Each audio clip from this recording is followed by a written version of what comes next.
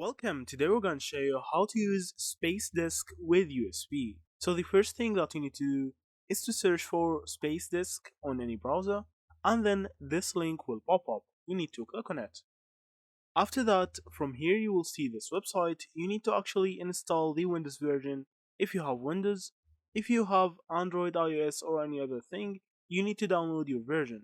After that, I'll see from here you need to open the Spacedesk driver console. I'll see from here you can actually control everything from this app. After turning on the Spacedesk driver console, you can see if there's any USB connection through Spacedesk. So all you need to do actually is to install Spacedesk on your another device like Android or iPad or anything else that you want to actually share your screen and make your iPad or tablet as a second screen for your laptop. So now all you need to do is to connect through USB and it will show right here.